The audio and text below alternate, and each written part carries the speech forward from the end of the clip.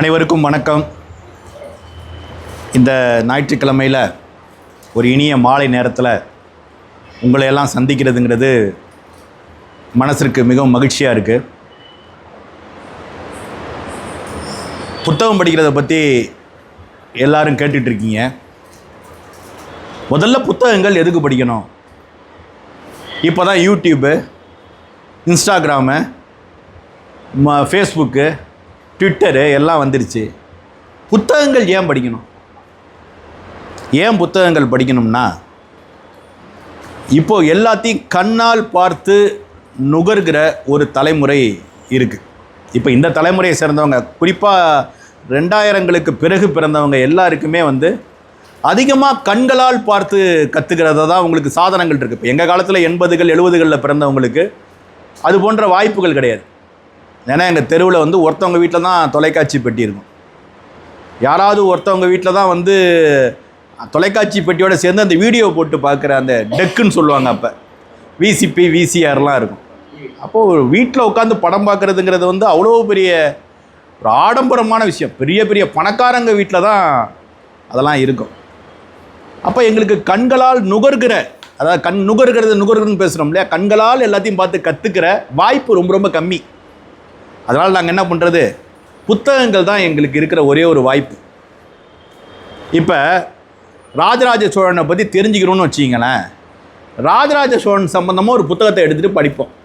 இப்போ நீங்கள் என்ன பண்ணுவீங்க, யூடியூப்பில் போய் ராஜராஜ சோழன் அப்படின்னு அடிச்சிட்டிங்கன்னா ராஜராஜ சோழனை பற்றி யார் யார் பேசியிருக்காங்களோ அந்த யூடியூப்லாம் இதெல்லாம் வந்துடும், தம்ப்நெயில் காட்டும். அதில் உங்களுக்கு பிடிச்சதை நீங்கள் கிளிக் பண்ணி உடனே ராஜராஜ சோழனை பற்றி தெரிஞ்சுப்பீங்க. எங்கள் தலைமுறையில் அதுக்கு வாய்ப்பு இல்லை. அதனால் நாங்கள் என்ன பண்ணுவோம்னா, ஒரு புத்தகத்தை தேர்வு செய்து, இப்போ ராஜராஜ சோழனை பற்றி தெரிஞ்சுக்கணும்னா இதை யார் கதையாக செஞ்சுருக்காருன்னா, கல்கி பொன்னியின் செல்வன் இருக்குது. பொன்னியின் செல்வனாக நம்ம படிப்போம். இப்போ படமாக வந்துச்சு இல்லையா, அதை நம்ம படிப்போம் அப்படின்னு சொல்லிவிட்டு பொன்னியின் செல்வனை படிப்போம். அப்போனா 5 பாகம். அது பொன்னியின் செல்வன் நீங்கள் திரைப்படமாக பார்க்குறப்ப 2 பாகம். அந்த 2 பாகத்தில் கதையில் வர பல முக்கியமான சம்பவங்களை தவிர்த்துட்டு சினிமாவுக்குன்னு தயார் பண்ணது மணிரத்னம், அந்த 2 பாகம்.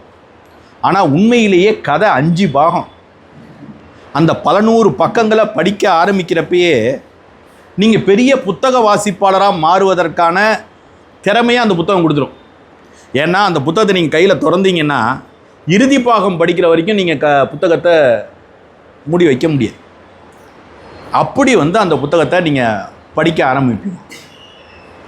அப்போது ஒரு புத்தகம் படிக்கணும் அப்படின்னு ஒரு இடத்துல உட்காரணுன்னு, அண்ணன் புத்தகம் வாங்கிடுறோம் சரிண்ணே, நம்ம நாம் தமிழர் கட்சியோட கூட்டங்கள் ஆர்ப்பாட்டங்களில் புத்தகங்கள் விற்கிறாங்க, நாங்கள் வேலு நாச்சியார் வரலாறுன்னு ஒரு சின்ன புத்தகம் வாங்குகிறோம், வாங்கினோடனே வீட்டில் போய் திறக்கிறோம், 2 பக்கம் படித்தோன்னா தூக்கம் வந்துடுதுண்ணே அப்படின்னு.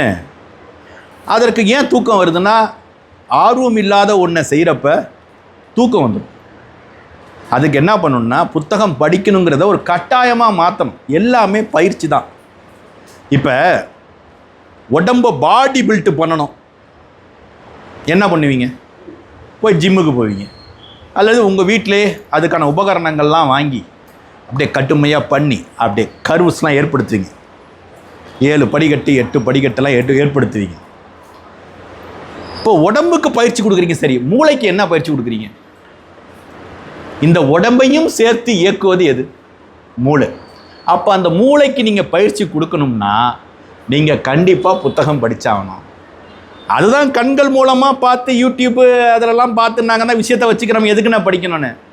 கண்கள் மூலமாக பார்த்து நீங்கள் கற்றுக்கொள்பவை எதுவுமே உங்கள் மனசில் நிற்காது. நீங்கள் புத்தகமாக பார்த்து, இப்போ எடுத்துக்காட்டா இந்த கல்கியின் பொன்னியின் செல்வனே வச்சுப்போமே. கல்கியின் பொன்னியின் செல்வன் திரைப்படம் சரியாக ஓடலை இல்லையா, மணிரத்னத்தோட படம் எதிர்பார்த்த அளவு ஓடலை. ஏன் ஓடலைன்னா, அந்த கதை எல்லாருக்கும் ஏற்கனவே எங்கள் தலைமுறையை சேர்ந்த எல்லாருக்கும் தெரியும், நாங்கள் புத்தகமாக படிச்சிட்டோம். அப்போ என் மனசுக்குள்ளே ராஜராஜ சோழனாக இருக்கிறவர் ஒரு மாதிரியாக இருப்பார், குந்தவை ஒரு மாதிரியாக இருப்பாங்க, இந்த நந்தினி ஐஸ்வர்யா ராய் கேரக்டர் இருக்குது பாருங்க, அது புத்தகமாக படிக்கிறப்ப இந்த ஐஸ்வர்யா ராயை விட புத்தகமாக படிக்கிறப்ப நம்ம மனசில் தோன்ற அந்த நந்தினி கதாபாத்திரம் அவ்வளோ பேரழகாக இருக்கும். அப்படியே வார்ணித்து கொண்டு நிறுத்தியிருப்பார் மனசில். நம்ம மனசில் நந்தினிங்கிறவங்க வேறு உருவமாக இருக்கும். இங்கே பார்த்தா ஒரு 50 வயசுக்கு மேலே ஒரு ஐஸ்வர் ராய் வயசான ஒரு ஆளாக இருக்கிறப்ப எங்களுக்குலாம் சப்புன்னு ஆயிடுச்சு. இப்போ எங்கள் நந்தினி ரொம்ப இளமையாக இருப்பா, தந்திரமாக யோசிப்பா, அவள் மனசில் ஆழமான ஒரு கோபம் இருக்கும். இந்த சோழ சாம்ராஜ்யத்தில் இருக்கிற அந்த இளவரசன் ஆதித்த கரிகாலனை அழிக்கணும்னு அவள் முடிவில் வந்திருப்பா. அவள் பாண்டிய நாட்டிலேருந்து வந்து பழி வாங்கிறதுக்காக வந்திருக்கிறா. அப்படிங்கிறப்ப ஒரு மர்மமும், ஆனால் அதே நேரத்தில் ஆதித்த கரிகாலனுக்கு அவன் மேலே ஒரு ஒன் சைடு லவ் இருக்கும். செத்தாலும் இவள்கிட்ட சாவண்டான்னு அவன் தயாராக நிற்பான், கொண்டா இவனை தான் கொள்ளுவோன்னு அவ தயாராக இருப்பா. இப்படி மோதலும் காதலுமா அந்த கதாபாத்திரம் அவ்வளோ அழகாக வடிவமைக்கப்பட்டிருக்கும். அப்போ மனசுக்குள்ள இப்போ ஒரு புத்தகத்தை படிக்கிறோம். காவிரி நதி பாய்ந்து கொண்டிருந்த இந்த குடந்தைமா நகரத்தை பார்ப்போம்னு கல்கி ஆரம்பிப்பார் ஒரு அத்தியாயத்தை. குழந்தை ஜோதிடர்னு ஒரு அத்தியாயம் உண்டு அந்த பொன்னியின் செல்வன் புத்தகத்தில். அப்போ அந்த குழந்தை ஜோதிடரை பார்க்க வர அந்த கதாபாத்திரங்கள் அந்த காலத்தில் கும்பகோணம் எப்படி இருந்ததுங்கிறத வந்து கல்கி எழுதுவார். அப்போ நம்ம மனசுக்குள்ளே இப்போ இருக்கிற கும்பகோணம்லாம் இல்லாமல் போய் அப்போ இருக்கிற கும்பகோணம் ஒன்று விரிய தொடங்கும். இப்படி நீங்கள் எல்லாத்தையும் மனசு மூலமாக, மூளை மூலமாக நீங்கள் இயக்க தொடங்குவீங்க. மூளை இயங்க தொடங்கும். கண்களால் பார்த்தீங்கன்னு வச்சிங்களேன், பாகுபலி படம் பார்க்குறீங்க, அதான் பாகுபலியில் தான் மழை இருக்க, அருவி கொட்டுத, அப்படியே ஏறி போயிடுறானே. அப்படின்னா மூளைக்கு எப்படி பயிற்சி வரும்? கண்ணு மூலமாக நீங்கள் தெரிஞ்சுக்கிட்டீங்க, அவ்வளோதான். மூளைக்கு பயிற்சினா அதை நீங்கள் கதையாக படிக்கிறப்ப தான் உங்கள் மனசில் ஒரு மலை உருவாகும், அருவி இருக்கும், அந்த மலை மேலே அவன் ஏறுவான். அப்போ தான் வந்து உங்கள் மனசில் உங்கள் மனசு மூலமாக சிந்தித்து அந்த புத்தகத்தை உள்வாங்க தொடங்குங்க. அப்போ குறைந்தது ஒரு நாளைக்கு சில பக்கங்களாவது புத்தகம் படிப்பதை நாம் தமிழர் கட்சியை சேர்ந்த இளைஞர்கள் பழக்கப்படுத்திக்கணும். ஒவ்வொரு கட்சிக்கும் ஒவ்வொரு இது இருக்குது. இப்போ தாவேக்கான்னு வச்சிங்களேன், ரீல்ஸ் போடுறது எப்படின்னு உங்களுக்கு ஒரு வகுப்பு எடுக்கலாம். ஒரு இடத்துல போய் எப்படி ரீல்ஸ் போடுறது, செல்ஃபி எப்படி எடுக்கிறது, ஒரு கவர்மெண்ட் ஆஃபீஸில் போய் கொசு அடிக்கிறீங்களான்னு போய் எப்படி கேட்குறது, கொசு மருந்து அடிக்கிறீங்களான்னு எப்படி கேட்குறது, இதுக்கு உங்களுக்கு பயிற்சி கொடுக்கலாம். ஆனால் நாம் தமிழர் கட்சியில் ஒரு தமிழ் தேசியராக பயணிக்கணும்னா புத்தகம் எப்படி படிப்பது அப்படிங்கிறத வந்து நீங்கள் வந்து தெரிஞ்சுக்கணும். அப்போ புத்தகத்தை வாங்கிட்டோம், புத்தகத்தை வந்து பிரித்து வந்து படிக்க தொடங்குகிறோம். முதல் நாள் 2 பக்கங்கள் படிங்க, மறுநாள் 3 பக்கங்களாக அதை ஒரு புத்தகத்தை வாங்கி எளிமையான சிறு புத்தகங்களை நீங்கள் தொடர் வண்டியில், அதாவது ட்ரெயினில் போகிறப்ப புத்தகங்கள் வைப்பாங்க. அம்பேத்கர் வரலாறு, அப்துல் கலாம் வரலாறு, மருதுபாண்டியர்கள் வரலாறு, காமராஜர் வரலாறுலாம் புத்தகங்கள் வைப்பாங்க, சின்ன சின்ன புத்தகங்கள். அதை வாங்கிங்க, முதல்ல அதை வாங்கி அது ஒரு மொத்தமே ஒரு 20 பக்கங்கள் இருக்கும். அந்த புத்தகங்களை படிக்க தொடங்கு. சின்ன சின்ன புத்தகங்களாக படிக்க தொடங்கின பிறகு அப்புறம் பெரிய பெரிய புத்தகங்களாக எடுத்தோடனே நான் வந்து தமிழ் தேசியம் அதை பற்றி ஒரு கட்டுரை தொகுப்புனேன். நீங்கள்லாம் கூட அதை கட்டுரை எழுதிருக்கீங்க. டிஸ்கவரி புக் பேலஸ் வெளியிட்டிருக்காங்க, பெரிய புத்தகம்னு. நம்ம பாலமுரளி அண்ணன் தானே தொகுத்துருக்கிறாருன்னு நீங்கள் அந்த புத்தகத்தை வாங்கி நீங்கள் படிச்சிங்கன்னா படிக்க முடியாது. அப்போ சிறு சிறு புத்தகங்கள்லேருந்து படிக்க ஆரம்பித்து நீங்கள் பெரிய புத்தகங்களை நோக்கி, இது ஒரு நாளில் நடக்கக்கூடிய அதிசயம் கிடையாது. எப்படி உடம்பு ஒரே நாள் எக்ஸசைஸ் பண்ணிவிட்டு என்னண்ணே உடம்பே பில்ட் ஆக மாட்டுது, ஒன்றும் ஆக மாட்டுது அப்படிங்கிற ஆகாது. அப்போ அதற்கு உணவு கட்டுப்பாடு தேவையாக இருக்குது. முட்டை சாப்பிட வேண்டியிருக்கு, அசைவம் சாப்பிட வேண்டியிருக்கு, புரோட்டீன் நிறையா எடுத்துக்க வேண்டியிருக்கு. அதே போல் தான் மூளை பயிற்சி, உடற்பயிற்சிங்கிறது உடலுக்கு, மூளை பயிற்சிங்கிறது வாசிப்பு. அப்போ வாசிப்புக்கு நீங்கள் புத்தகம் வாங்க வேண்டியிருக்கு, புத்தகத்தை படிப்பதற்கான மனநிலையை ஏற்படுத்த வேண்டியிருக்கு. அந்த 2 பக்கத்தையும் படிக்கிற வரைக்கும் தூங்காமல் இருக்கிறதுக்கு ஒரு பொறுமை இருக்குது, ஆர்வத்தை ஏற்படுத்திக்கணும். உட்காந்தோடனே அப்படி தூங்கிடுறது அப்படி இருக்கக்கூடாது. ஒரு எந்த வேலையும் செய்யலைன்னா தூங்குறதுன்னு ஒன்று இருக்குது பாருங்க, அதை குறைச்சாலே புத்தகம் படிக்கிறது எளிமையாக ஆகிடும். இப்போ நீங்கள் முதல்ல என்னென்ன புத்தகங்கள் படிக்கணும், அது ரொம்ப முக்கியமானது. நீங்கள் முதல்ல நம் நாட்டில் வாழ்ந்த பெரும் தலைவர்களோட வாழ்க்கை வரலாறு படிங்க. இப்போ இந்திய அரசியலமைப்பு சட்டம், இந்த இந்தியாவோட மனசாட்சி, இந்தியாவை ஆட்சி செய்கிற புத்தகம் அப்படின்னு பார்த்தா இந்திய அரசியலமைப்பு சட்டம் தான். அந்த புத்தகத்தை உருவாக்கிய குழுவோட தலைவர் பேர் என்ன, அந்த டிராஃப்டிங் கமிட்டி தலைவர் பேர் என்ன, இப்படி கேட்டால் தெரியாது உங்களுக்கு. நான் ரொம்ப டெக்னிக்கலாக கேட்டுட்டேன். இந்திய அரசியலமைப்பு சட்டத்தை எழுதுறது யார்? அம்பேத்கர். ஆக்சுவலாக அம்பேத்கர் மட்டும் இந்திய அரசியலமைப்பு சட்டத்தை எழுதலை, ஒரு குழுவாக உட்காந்து எழுதினாங்க. அந்த குழுவுக்கு தலைவர் அம்பேத்கர். ஏன்னா அந்த குழுவில் இருக்கிற எல்லாரையும் விட மேன்மை மிக்க தலைவர் அம்பேத்கர். ஏனென்றால் அம்பேத்கர் தான் அவ்வளோ புத்தகத்தை படிச்சிருக்கிறார். இப்போ நான் கீழே கூட பேசிகிட்டு இருந்தேன், இந்த தம்பிகள்லாம் வந்தோடனே என் வீட்டு நூலகத்தை பார்த்தாங்க. இவன் தம்பி கூட கேட்டான், அண்ணா இவ்வளோ புத்தகத்தை படிச்சிருக்கீங்களா? இவ்வளோ புத்தகத்தை நான் படிக்கலப்பா, இதில் காவாசி புத்தகத்தை படிச்சிருக்கேன். அப்புறம் ஏன்னா இவ்வளோ புத்தகம் வாங்கி வச்சுருக்கீங்க அப்படின்னா, இவ்வளோ புத்தகங்களுக்கு நடுவில் இருக்கிறப்ப தான் நமக்கு கொஞ்சமாவது புத்தகத்தை படிக்கணுங்கிற அறிவு தோணும். இப்போ எங்கள் வீட்டில் கடுமையாக எதிர்க்கிறாங்க, நீ புத்தகத்தை வாங்கி சேர்த்துக்கிட்டே போகிற, உன் பிள்ளைகள்லாம் எதாவது படிக்குமான்னு எனக்கு தெரியல அப்படின்னு. புத்தகங்கள் வீட்டுக்குள்ளே, திருமணமானவங்களுக்கு சொல்கிறேன், வீட்டுக்குள்ளே புத்தக செல்ஃபு ஒன்று வச்சு புத்தகங்களை அடுக்கி வச்சு அதுக்கு நடுவில் ஒரு பிள்ளைய வளர்த்திங்கன்னா அந்த பிள்ளை மற்ற பிள்ளைகளை விட வித்தியாசமாக வளரும். என்னுடைய 2 மகன்களும் அதுக்கு ஒரு மிகப்பெரிய சாட்சி. அவங்க புத்தகம் படிக்கிறாங்க படிக்கலைங்கிறது வேற விஷயம், ஆனால் புத்தகங்கிறது எவ்வளோ முக்கியத்துவம் வாய்ந்ததுங்கிறது அவங்களுக்கு தெரியும். அன்றைக்கி சேகுவேரா புத்தகம் ஒன்று காணும், நான் வீடு முழுக்க தேடுறேன், அருணுக்கு ஃபோன் அடிக்கிறேன், எல்லாருக்கும் என் வீட்டுக்கு வந்து புத்தகங்களை தொடுறேன், எல்லாருக்கும் ஃபோன் அடிக்கிறேன், எவன்ட்டையும் புத்தகம் இல்லை. அப்புறமா என் பெரிய பையனுக்கு ஃபோன் அடித்து, சிபி என் புத்தகத்தை எடுத்துகிட்டு போனீங்கன்னா, ஆமாம் நான் தான் வச்சுருக்கேன், நான் படிச்சுட்டு இருக்கேன் அப்படின்னா. அப்போ எனக்கு தெரியாமல் என் பையன் என் புத்தகத்தை ஒன்று எடுத்துகிட்டு போய் படிச்சுட்டு இருக்கிறான். அப்போ என்ன ஆகுதுன்னா, குறைந்தபட்சம் அவன் இங்கிருந்து எடுத்துகிட்டு சென்னைக்கு எடுத்துகிட்டு போய் புத்தகத்தை படிக்க முயற்சி பண்ணுறான். அது எனக்கு கிடைத்த மாபெரும் வெற்றின்னு நான் கருதுறேன். ஏன்னா புத்தகங்களுக்கு நடுவில் வளர்ந்துருக்கிறான், புத்தகங்கள்லாம் தெரியுது, அதோட அபூர்வம் தெரியுது, புத்தகம் படிக்கிறது முக்கியமான அறிவு நடவடிக்கைங்கிறது அவனுக்கு புரியுது. அந்த அளவுக்கு நான் ஒரு அப்பனாக ஜெயிச்சிருக்கேன். இப்போ நீங்கள் எதிர்காலத்தில் எல்லாம் திருமணம் பண்ணிக்க போகிறீங்க, அப்போ இந்த வயசுலேருந்து ஆரம்பித்து புத்தகங்களை சேகரிக்கணும், புத்தகங்களை வாங்கணும். நல்ல சட்டையை வாங்கி சேகரிக்கிறோம், நல்ல பொருட்களை வாங்கி சேகரிக்கிறோம். தம்பி கூட ஒருத்தன் சொன்னான், எங்கடா அவன் நம்ம வெளிநாட்டில் இருப்பா வருவானே தம்பி, துபாய் தம்பி எங்கடா இதோ இருக்கானே, அவன் சொன்னான், அண்ணன் என்கிட்ட ஐஃபோன் வந்து ஒவ்வொரு மாடலையும் ஐஃபோன் வச்சுருக்கிறேண்ணே அப்படின்னு அவன் சொன்னான். அப்போ ஐஃபோனை மாடலாக சேர்த்து வைக்க தெரியுது. நம்மள்கிட்ட ஒரு அம்பேத்கரை பற்றி ஒரு புத்தகம் இருக்காடா தம்பின்னா, வாங்கணும் தான் நினைக்கிறேன், வாங்கணும்ண்ணே. எல்லா பொருளையும் கவனமாக பாதுகாக்க தெரியுது, ஆனால் வீட்டுக்குள்ளே ஒரு புத்தக அலமாரி கிடையாது. சாமி இருக்கா இல்லையான்னு தெரியாது, ஆனால் நம்ம ஒரு சாமிக்குன்னு ஒரு அலமாரி வச்சுருக்கிறோம். ஆனால் புத்தகம் படித்தா அறிவு வளரும்னு நமக்கு தெரியுது, ஆனால் புத்தகத்திற்கென்று நமக்கு அலமாரி கிடையாது. சின்ன சின்ன புத்தகங்களை வாங்கி சேகரித்து சின்ன சின்ன ஒழுங்குகளை நீங்கள் மேற்கொண்டு படிக்க தொடங்குனீங்கன்னா உங்கள் உலகம் எவ்வளோ பெரிய கம்பீரமான உலகமாக மாறும்னு உங்களால் கற்பனையே பண்ணி பார்க்க முடியாது. நீங்கள் நேற்று நான் ஒரு கடிதம் எழுதினேன், அதாவது இணையதளத்தில் கட்சியை விட்டு விலக போகிற மாதிரி ஒரு கடிதத்தை முதல்ல அனுப்புதல்னு போட்டு மணி செந்தில் வழக்கறிஞர் கும்பகோணம், பெறுதல் செந்தமிழன் சீமான்னு போட்டு கடிதத்தை போட்டு விட்டேன். அது போட்ட 10 செகண்ட் அதை படிக்கலை எவனுமே. ஒரு 10 ஃபோன் எனக்கு வருது, என்னென்ன நீங்களுமா துரோகம் பண்ணிட்டீங்க அண்ணன், நீங்கள் என்ன போகிறீங்க, உங்களுக்கு என்னென்ன அண்ணனோட, கடிதத்தை படிச்சுட்டு என்கிட்ட வா, கடிதத்தை படிச்சுட்டு என்கிட்ட வா அப்படின்னா கடிதத்தை படிச்சுப்போ ஐயோ, அதில் கீழே நீங்கள் அந்த கமெண்டெல்லாம் படித்து பார்த்தாலே தெரியும் மனசு பக்குன்று இருந்தது. ஏன் ஒரு விஷயத்தை ஒரு கட்டுரையை படிக்காமலேயே முன்முடிவுக்கு வந்துடுறது. அப்போ படிக்கிற பழக்கம் இல்லாமல் போச்சு, வேறு ஒன்றும் இல்லை. அனுப்புதல் பெறுதல்னு எழுதியிருந்தா இவன் என்ன எழுதியிருப்பான், அடிப்படை உறுப்பினர்லேருந்து விளைவிக்கிறேன், கட்சியிலேருந்து விளைவிக்கிறேன், தாவேகாவுக்கு மணி செந்தில் போக போகிறாரு, அதுக்காக ஒரு கடிதம் எழுதி தயார் பண்ணுறாரு.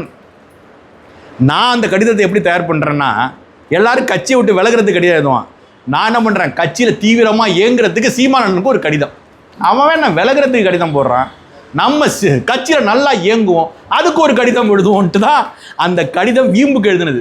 என் பதிவுலையே முகநூலில் நான் அக்கௌண்ட் ஆரம்பித்து நான் போட்ட பதிவுகள்லையே வைரலான பதிவு அந்த பதிவு தான், அந்த மிகப்பெரிய ஹிட்டு.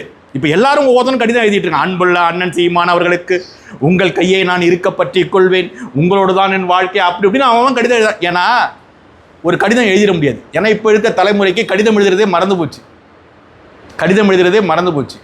அப்போ கடிதம் எழுதணும், மனசுக்குள்ளே சிந்திச்சு ஒரு கடிதம் எழுதணும், எழுதுறது படிக்கிறது எல்லாமே மறந்து போச்சு. அதனால தான் விஜய் ஆட்சியில் இருக்காரு. எதுவுமே தெரியாது, படிக்கிறது தெரியாது, எழுதுறது தெரியாது, எதை பற்றியும் தெரியாது. ஆனால் நாம் தமிழர் கட்சியில் அப்படி பயணிக்க முடியாது. இங்கே படிக்கணும், படித்தாதான் சீமானண்ணன் பேச்சை புரிஞ்சிக்க முடியும்.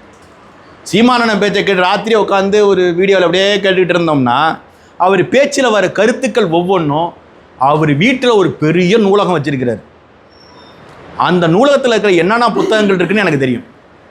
நான்லாம் வந்தால் ரொம்ப உன்னிப்பாக என்னை பார்த்துக்கிட்டே இருப்பார், ஏன்னா இவன் போகிறப்ப தான் புத்தகத்தை தூக்கிட்டு போயிடுவான். எனக்கும் அவருக்கும் மிகப்பெரிய ஒரு போட்டி நடக்கும். புத்தகத்தை அவர் வந்து அவருக்கு பரிசு அன்பளிப்பாக வர புத்தகத்தை 2-3 புத்தகம் நல்ல புத்தகமாக தான் நான் எடுத்து வச்சுப்பேன். அதில் அவருக்கு ரொம்ப கோவம் வந்துடும். தயவு செய்து புத்தகத்தை கொடுத்துரு. எடுத்தியா அவர் வாங்குறப்ப புத்தகத்தை தலைப்பை பார்த்துருவார்.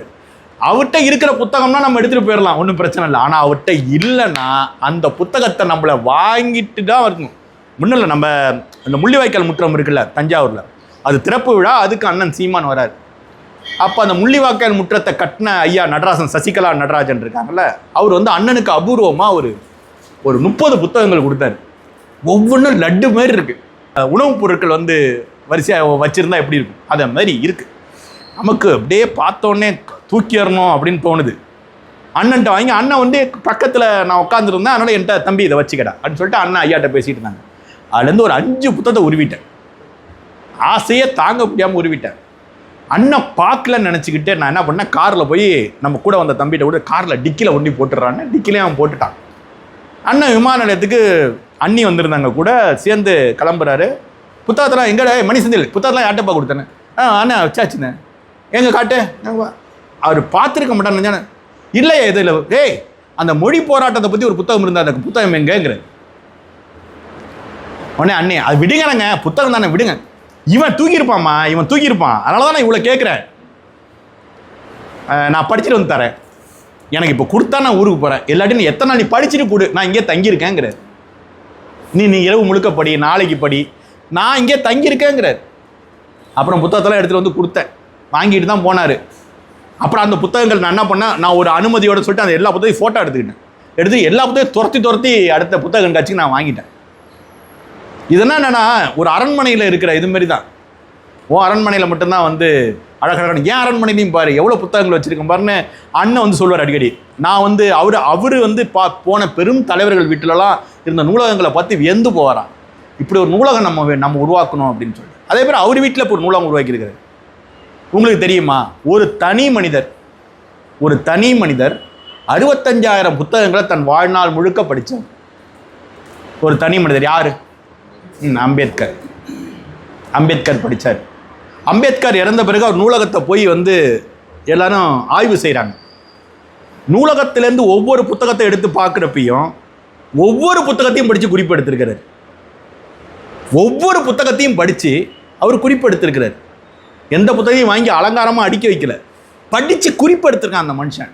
அதனால தான் இந்தியாவின் மனசாட்சி, இந்தியாவை ஆட்சி செய்கிற ஒரு புத்தகத்தையே உருவாக்குன ஒரு குழுவோட தலைவராக அவர் செயல்பட்டிருக்கிறார். அவ்வளோ பேரறிஞராக இருந்தவர். ஆனால் அம்பேத்கரை இங்கே நம்ம என்ன நினைக்கிறோம், ஒரு சாதிக்கான தலைவராக இங்கே நம்ம மாற்றிட்டோம். உண்மையிலே அம்பேத்கர் தாழ்த்தப்பட்ட மக்களை விட அதிகமாக மிகவும் பிற்படுத்தப்பட்ட மக்களுக்கு தான் அதிகமாக செஞ்சுருக்கிறாரு. உங்களுக்கு தெரியும், குற்றப்பரம்பரைன்னு ஒரு ஒரு விஷயம். இங்கே உங்களுக்கு தென் மாவட்டங்களில் இருக்கிற மக்கள் மீது குற்றப்பரம்பரை என்ற ஒரு பட்டம் சுமத்தப்பட்டு அவங்க மாலை 6லேருந்து காலை 6 மணி வரைக்கும் ஊரோட பொது இடத்துல ஆம்பளைங்க பொம்பளைங்க எல்லாரும் உட்காந்துருக்கணும்.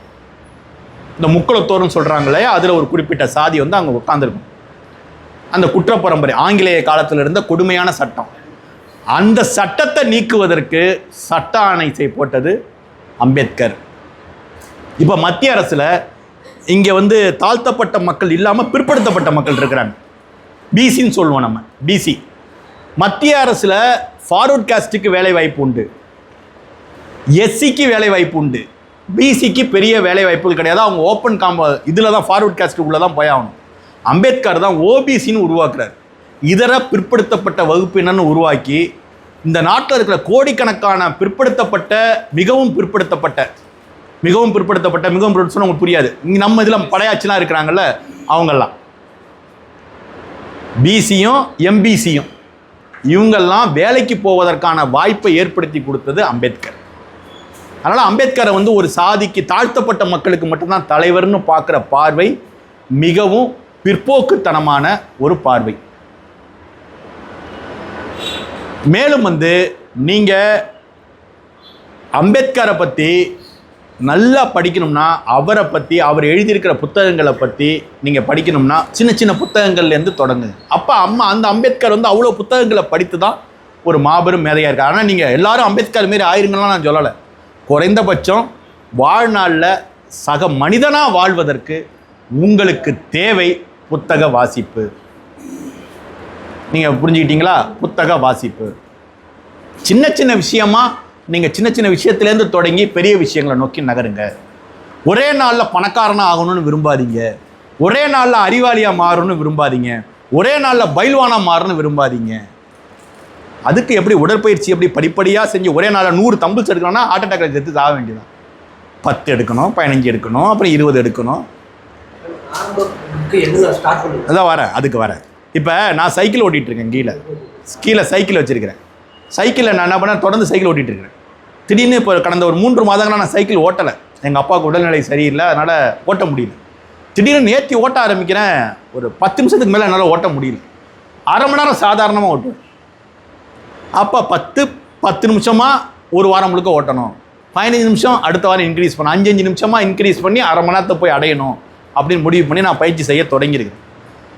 அதே போல் நீங்களும் சின்ன சின்ன புத்தகங்களை வாங்கி சில பக்கங்களை படித்து கொஞ்சம் கொஞ்சமாக படிப்பை தெரியுங்க. இப்போ